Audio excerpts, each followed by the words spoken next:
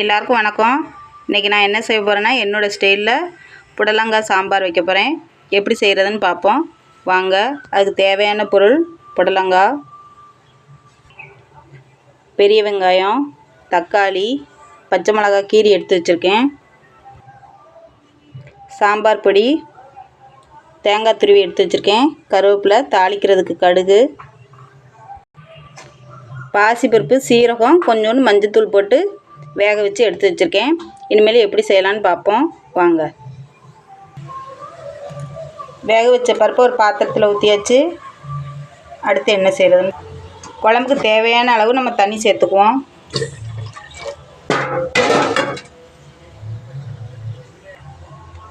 குழம்புக்கு தேவையான அளவு கொஞ்சமாக தண்ணி சேர்த்துக்குவோம்.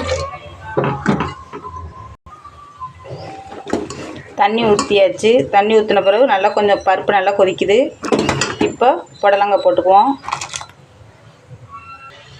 அடுத்து வெங்காயம் போட்டுக்குவோம். அடுத்து பச்சை மிளகாய்,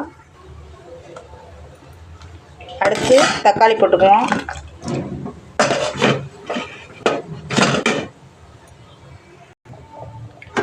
அடுத்து குழம்புக்கு தேவையான அளவு சாம்பார் பொடி போட்டுக்குவோம்.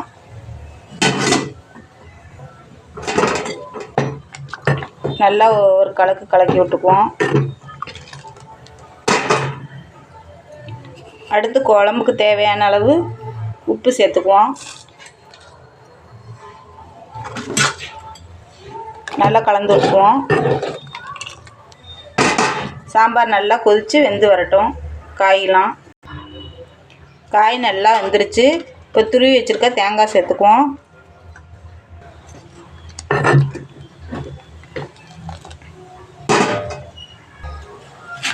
ஒரு பாத்திரத்தில் கொஞ்சமாக எண்ணெய் ஊற்றிக்குவோம்.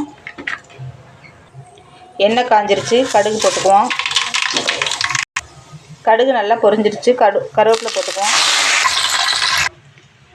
குழம்பு தாளித்து ஊற்றி இறக்கியாச்சு. சாம்பார் ரெடி. என்னோடய ஸ்டைலில் புடலங்காய் சாம்பார்.